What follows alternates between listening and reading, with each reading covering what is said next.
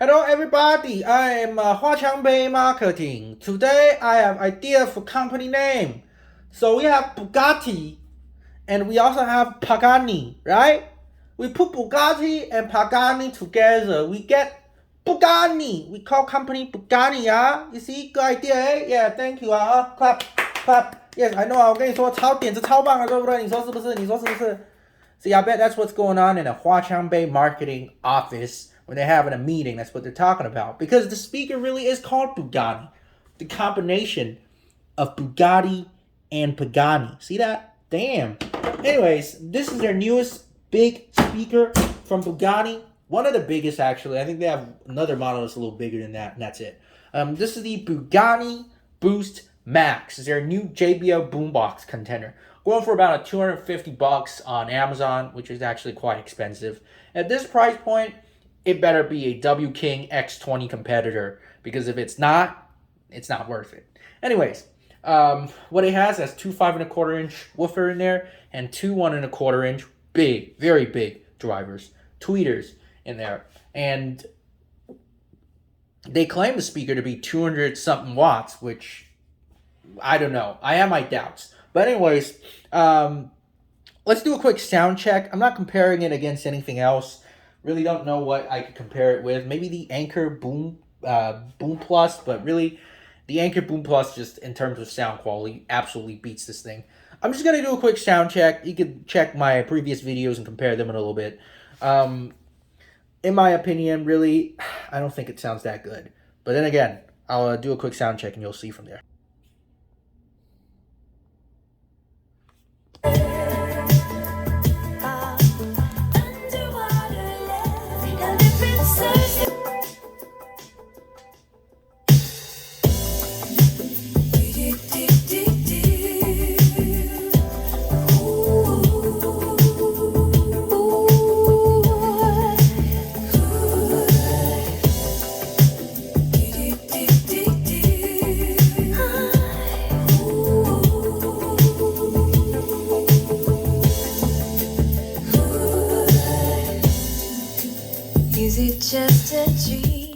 Wow, that's very, very piercing.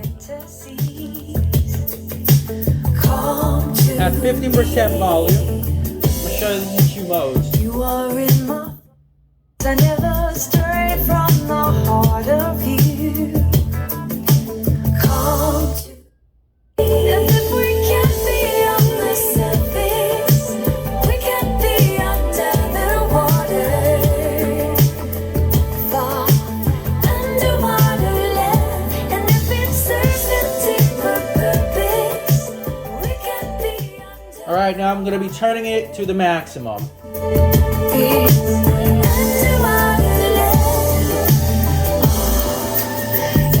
Touching you, I wanna feel every part of this. Come to me forever and... Yeah, well, it plays very loud, it's very boomy, but here's the problem. The treble is crazy. It's out of control on this thing. I don't know why. I had it connected to my Android tablets, to my Android phone as well. The treble is just unbearable. I've been listening to this. If I listen to it more than, I said, a good 10 to 20 minutes, my ears start ringing. It's that crazy in terms of treble. I'm going to play a song which is not as treble heavy. I'll tell you what, it's still very piercing.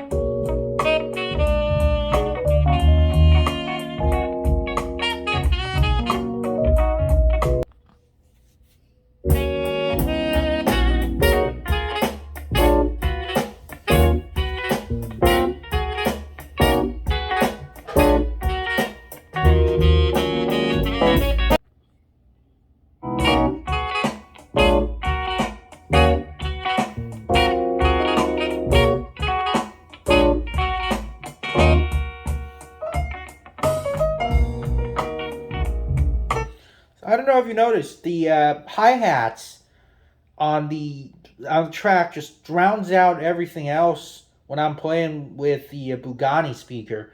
That's kind of a problem. Like I said, this song sounds quite muffled on the Soundcore speaker, which the Boom 2, the original Boom Plus is actually more of a bright sounding speaker than that of a warm sounding one, especially when I have the bass and everything turned off and whatnot.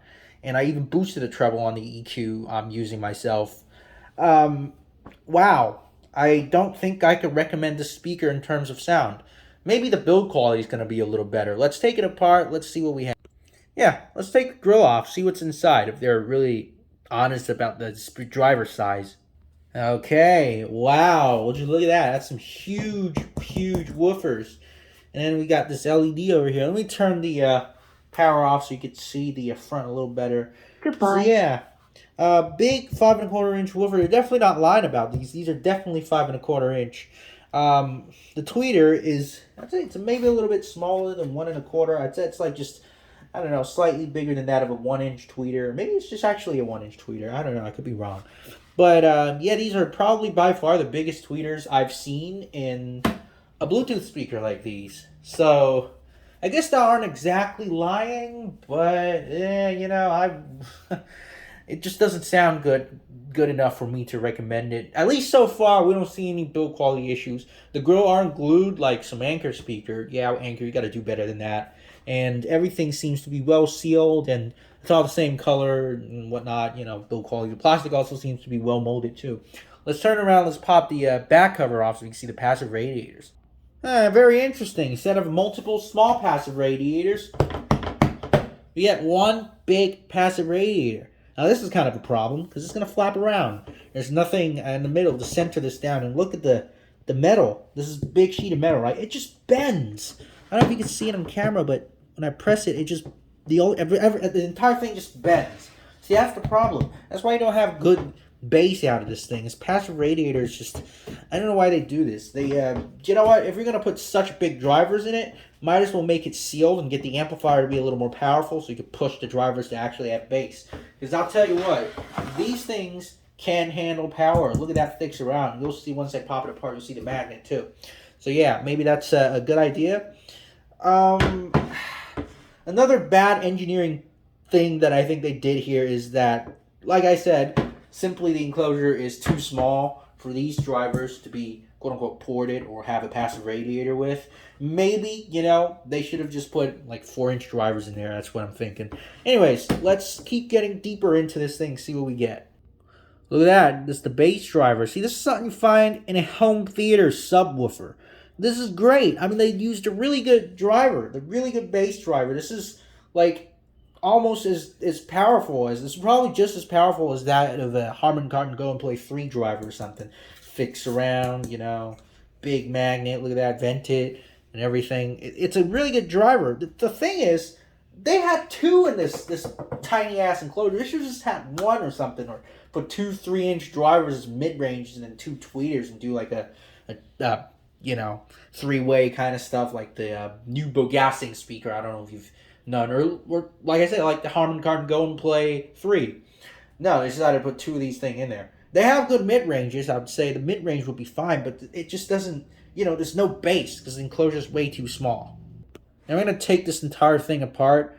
We're going to see the inside of this thing, see if it's bi-amped, single amped, or just, you know, something else. I'm just going to guess this is probably just, the tweeter's probably just running through capacitor instead of an extra, you know, a separate amplifier.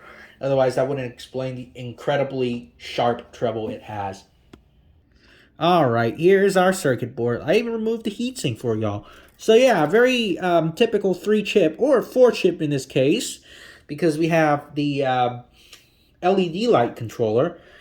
First up, we got this MV Silicon. Y'all know what this chip is about. The BP1048 Bluetooth DSP all-in-one. This thing is the amplifier. I really can't seem to catch the model number, but it looks as if it's a TPA3116 knockoff. I'm going to say it's a knockoff. I might be wrong, though. But yeah. And over here you have some power MOSFETs, and that is probably like I think that IP chip is like a charging battery manager of some sort. And then back here on the other side, we have we have another chip there. That's the microphone preamp. And we have some USB. This is also used to program the speaker, and then the micro USB charging and whatnot. So yeah, pretty basic thing. I could see circuitry in here, so that despite it has a cover on there, I don't think this is waterproof because, well, that cover doesn't seal this thing up completely. So I could still see the port. I don't know. I wouldn't really trust it to be underwater, as all these connectors are not quote unquote sealed. That's the only thing I would say. But still, I think they have some IP rating, whatnot. I just never really trusted those. Anyways, build quality wise, I don't know, man. I don't think this is a $250 speaker. I think for $150 it would be, worth the price. But damn, they're charging you $250 for this thing. Hey, on the good side though, at least they have a 918-650 pack. There's 9 batteries in this thing, so not too bad. Well, that's pretty much it. I'm going to wrap it up real quick. So, first of all, let's first talk about sound quality. So, the sound quality of the speaker is, like I said, a little problematic here because it doesn't have a lot of bass. The woofer are way too big for the enclosure. They don't go along too well together. And then we also have the treble issue. I don't know who tuned this. They probably didn't test it with an Android phone because these things have absolute insane amount of treble. So much that, like I said, it's hurting my ears after a good 10-20 minutes of listening. So sound wise, really couldn't get this a pass. It's definitely not a $250 level speaker. It's definitely not there in terms of sound quality. Let's then talk about build quality. So build wise, I also don't think this is a $250 speaker. The other speaker that I think is comparable in build quality is the old China Angular speaker. I think it was the Rockville Sonics XL or something. The one with the 2 4-inch woofers and the quote-unquote sticky dome tweeters. It's comparable to those, and those cost about $120. So really charging $250 for this, it's $100 more than that Rockville speaker. Just, in my opinion, doesn't make sense. And look at this floppy radiator. I could bend this with my hand. So no. Quality-wise, really also wouldn't give it a pass. Engineering-wise is why the speaker failed so badly. Like I said, acoustically, they don't know what they're doing. They have such big drivers in such a small box, and the drivers aren't even matched to the box. They probably just called some driver manufacturers that make subwoofers for home theaters and said, hey, you guys give us, can we buy in bulk some of your drivers to put in our Bluetooth speakers? Like, oh yeah, whatever, what you want. I want that 5 1/4-inch ones. And then they bought the 5 1/4-inch ones, not knowing that they require 5-liter box or something. They put in this kind of junk. God damn it. For one driver, 5-liter box. Maybe I'd say a box of this size would pair okay with one single one of these. But, I don't know what they're on. They decided to put 2 of them in there. So it didn't really work out too well. The tweeters, although good tweeters, like I said, it's too much.